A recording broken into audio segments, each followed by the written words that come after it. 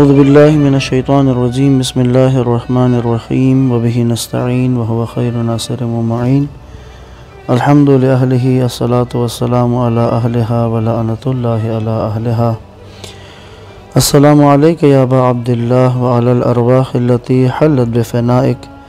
علیک منی سلام اللہ ابدا ما بقیت وبقی اللیل والنہار ولا جعلہ اللہ آخر العہد منی لزیارتکم السلام علی الحسین وعلی علی ابن الحسین وعلی اولاد الحسین وعلی اصحاب الحسین الذین بذلوا مہجہم دون الحسین علیہ الصلاۃ والسلام۔ السلام علیکم ورحمۃ اللہ وبرکاتہ۔ واقعہ کربلا سیریز کی آج 29ویں قسط۔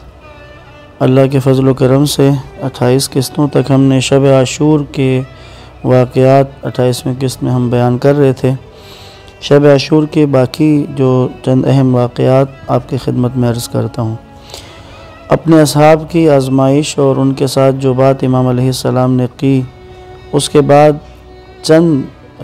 دفاعی کام جنگی حوالے سے کچھ امور کو امام نے انجام دیے، جن میں سے ایک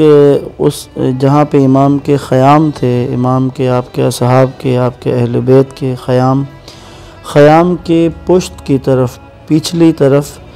ایک خندق کھدوائی، امام نے خندق کھدی اور اس میں پھر رات میں ہی اسی شب عاشور میں اصحاب کے گروہ کے ساتھ جن کی ذمہ داری تھی کہ وہ لکڑیاں انہوں نے جمع کی اور لا کر خندق میں انہوں نے لکڑیاں جمع کر کے اس خندق کو لکڑیوں سے پر کر دیا،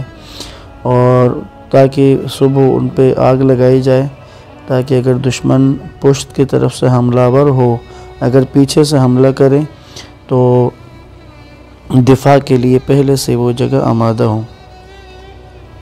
تو یوں اس طرف یعنی پچھلی طرف سے حملہ کرنے کے راستوں کو مسدود کر دیا۔ اسی طرح دوسرا کام جو تھا اس شب عاشور میں، وہ خیموں کی ترتیب کو امام نے تبدیل کیا۔ پہلے جس ترتیب سے خیمے لگے ہوئے تھے، امام علیہ السلام نے خیام کو دوبارہ ان کی تنصیب نو کی، خیموں کو ایک دوسرے کے قریب کر لیا اور یہاں تک کہ تنابیں اس کی آپس میں ملا کر باندھا گیا۔ یوں خیموں کی ایک ایسی ترتیب بن گئی کہ خواتین کے اور اہل بیت کے جو خیمے تھے وہ انتہائی محفوظ ہو گئے۔ سب سے باہر اصحاب کے خیمے آ گئے، اس کے بعد پھر اگلی اس میں رو میں بنی ہاشم کے خیمے، اس کے بعد پھر خواتین کے خیمے اس ترتیب سے بنا لیے گئے۔ اور ان کاموں کے بعد پھر امام علیہ السلام اور آپ کے اصحاب جو ہیں وہ اپنے اپنے خیموں میں چلے گئے اور عبادات کی بجاوری اور ساتھ ساتھ پھر اپنے اسلحے کی تیاری، جس میں تلواروں اور نیزوں کا تیز کرنا، تیروں اور کمانوں کو ان کو اثر نو ان کی ترتیب دینا۔ الغرض کی آج کی رات مناجات، جس طرح تلاوت قرآن اور عبادات کی رات تھی، تو ساتھ ساتھ میں پھر صبح کی جنگ کی تیاری بھی اس کے ساتھ ساتھ ہو رہی تھی۔ ایک واقعہ اس کا آج کی رات کا ایک اہم واقعہ ہے کہ جو آدھی رات کے ٹائم پہ امام حسین علیہ السلام اپنے خیمے سے باہر آ گئے اور ایک طرف امام علیہ السلام چلے۔ امام کے ایک صحابی تھے جناب نافع بن ہلال، کہ جو اس دستے کے تھے کہ جو امام علیہ السلام کی حفاظت کے امور کو انجام دیتے تھے۔ تو جناب نافع ظاہر ہے کہ پہرے پر تھے، تو انہوں نے دیکھا کہ امام علیہ السلام اکیلے اپنے خیمے سے نکل کے ایک طرف کو چل رہے ہیں، تو یہ جلدی سے امام کی خدمت میں پہنچ گئے اور پہنچ کر امام سے خیمے سے باہر آنے کا سبب دریافت کیا اور اپنی پریشانی کا اظہار کیا کہ مولا آپ، کیونکہ دشمن اطراف میں ہے تو میں اس پہ پریشان تھا کہ آپ اکیلے نکلے ہیں، تو اگر آپ اجازت دیں تو میں آپ کے ساتھ رہوں تاکہ کوئی پریشانی نہ ہو، کوئی آپ کو غضن نہ پہنچے، کوئی نقصان نہ پہنچائے۔ امام علیہ السلام نے اپنے باہر آنے کا مقصد بتایا، کہا کہ نافع میں باہر آیا ہوں تاکہ خیموں کے اطراف میں زمین کی بلندی اور پستی کا جائزہ لے لوں، کہیں پر ایسا نہ ہو کہ دشمن کے لیے کوئی کمین گاہ ہو کہ جہاں پہ دشمن چھپ کے بیٹھے اور تمہارے اوپر حملہ ور ہو جائے۔ تو یعنی یہ امام کا آدھی رات کے ٹائم پہ نکلنا بھی ایک دفاعی اسٹریٹجی تھی، ایک اپنے دفاعی جنگ جو امام صبح درپیش تھی اس کی تیاریوں کے عنوان سے ہی امام اس کو دیکھ رہے تھے۔ تو اس کے بعد محبت کا ایک اظہار ہے جب بھی اس روایت کو دیکھا ہے۔ اب اس کے بعد امام علیہ السلام نے نافع کا ہاتھ پکڑا اور پکڑ کے اسی طرف ٹہلتے ہوئے جائزہ لینے لگے۔ کافی جگہ کا جائزہ لیا اور پھر امام نے نافع کا ہاتھ پکڑا ہوا تھا، امام نے ایک جملہ کہا ہی واللہ وعد لا خلف فیہ۔ امام نے کہا یقیناً خدا کی قسم آج وعدے کی رات ہے، یہ وعدہ وفائی کی رات ہے جس کی خلاف ورزی ممکن نہیں ہے۔ اس دوران دائرے کی شب دہم تھی تو چاند روشن تھا، 10ویں کا چاند جتنا ہوتا ہے اس کی روشنی کافی ہوتی ہے۔ تو اس چاندنی میں دور سے 2 پہاڑیاں دکھائی دے رہی تھیں۔ امام نے جناب نافع سے کہا، ان پہاڑیوں کی طرف اشارہ کر کے کہا، اے نافع الا تسلک بین ہذین الجبلین فی جوف اللیل وتنجو نفسک۔ امام نے کہا، نافع کیا تم نہیں چاہتے کہ رات کے اس حصے میں ان دونوں پہاڑیوں کے بیچ میں چلے جاؤ اور وہاں جا کر پناہ لو اور اپنی جان بچاؤ؟ کہتے ہیں جب یہ سنا تو جناب نافع امام کے قدموں میں گر پڑے، کہا عرض کی، کہتے ہیں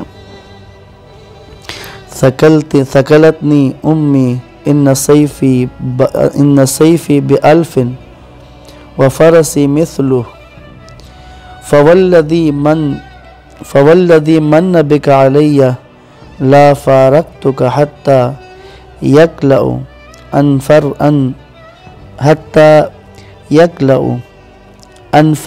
انفری وجری۔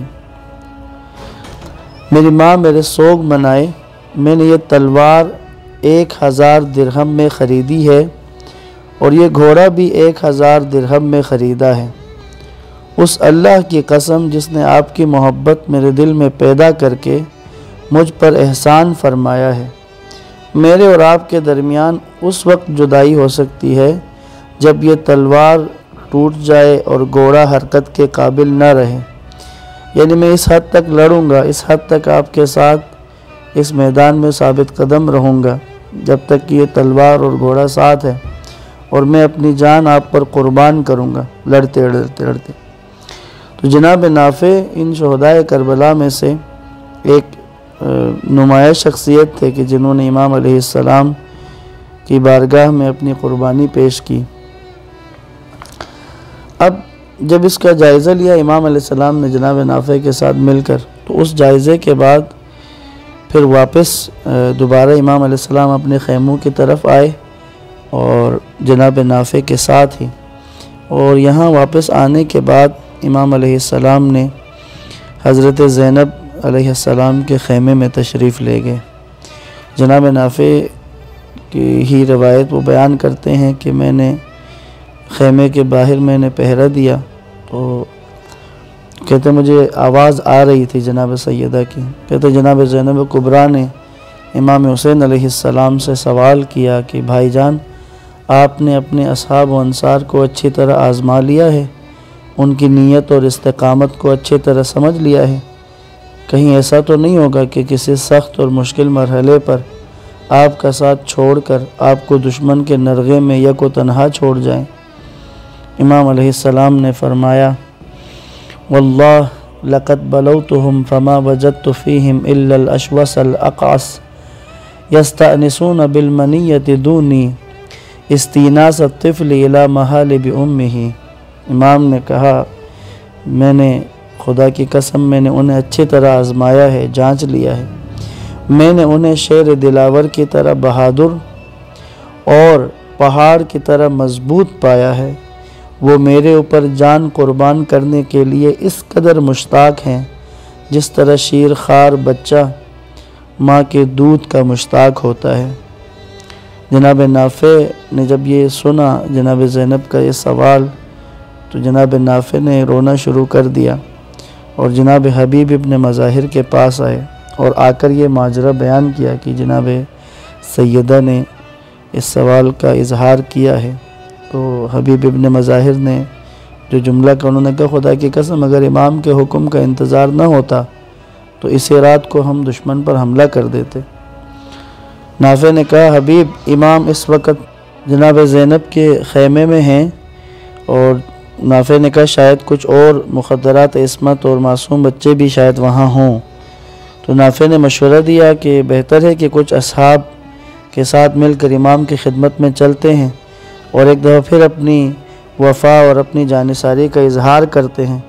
تاکہ ان مخدرات عصمت کو، خاندان عصمت کی ان پاک بیبیوں کو کچھ ڈھارس ہو۔ تو جب یہ کہا تو جناب حبیب ابن مظاہر نے بلند آواز سے امام حسین کے اصحاب کو آواز دی۔ تو یاران باصفا کو آواز دی، بلایا، تو سب لبیک کہتے ہوئے اپنے خیموں سے باہر آئے۔ تو جب سب باہر آئے تو جناب حبیب ابن مظاہر نے بنی ہاشم کے جو جوان تھے ان سے یہ درخواست کی کہ آپ اپنے خیموں میں جا کر پرسکون ہو کر عبادت بجا لائیں۔ اس کے بعد اصحاب کے سامنے جناب حبیب نے نافع کی گفتگو دہرائی کہ جناب ثانیہ زہرا نے اس طرح سے مولا سے سوال کیا ہے۔ تو اصحاب کا جو متفقہ موقف تھا جس کو تاریخ نے بیان کیا ہے وہ یہ تھا کہ اس خدا کی قسم جس نے ہم پر یہ احسان کیا ہے اور یہ عظیم اعزاز عطا فرمایا ہے کہ ہم اپنے مولا کے قدموں میں شہادت کا اعزاز حاصل کر رہے ہیں، اگر ہمیں اپنے امام ذیشان کے حکم کا انتظار نہ ہوتا تو ابھی دشمنوں کی صفوں میں گھس کر انہیں تہس نہس کر دیتے۔ جناب حبیب، آپ مطمئن رہیے، آپ اپنی آنکھیں ٹھنڈی رکھیے، جب تک ان غلاموں کی جان میں جان ہے انشاءاللہ دشمن کو ادھر میلی آنکھ سے دیکھنے کی جرت نہیں ہوگی۔ جناب حبیب نے اصحاب کے اس اظہار کو سنا اور ان کی حوصلہ افزائی فرمائی، دعائے خیر دی۔ پھر ان سے اصحاب سے کہا کہ بہتر ہے کہ ہم خیام کے قریب جائیں اور جا کر اپنے الفاظ کے ساتھ، اپنے اظہارات کے ساتھ ان پاک بیبیوں کو ڈھارس دیں۔ چنانچہ یہ تمام اصحاب جناب امام حسین علیہ السلام کے خیمے کے قریب سے جہاں پر تشریف لائے اور پھر امام کو آواز دی اور پھر اپنے اس جذبے کا اظہار بلند آواز میں کیا کہ جس کو سیدانیوں نے خیموں کے اندر سماعت فرمایا۔ ان اصحاب نے جو الفاظ کہے وہ یہ تھے کہ اے دختران پیغمبر، اے حرم رسول گرامی، یہ ہیں آپ کے جانثار، ہم آپ کے جانثار ہیں اور یہ ہماری چمکدار تلواریں ہیں۔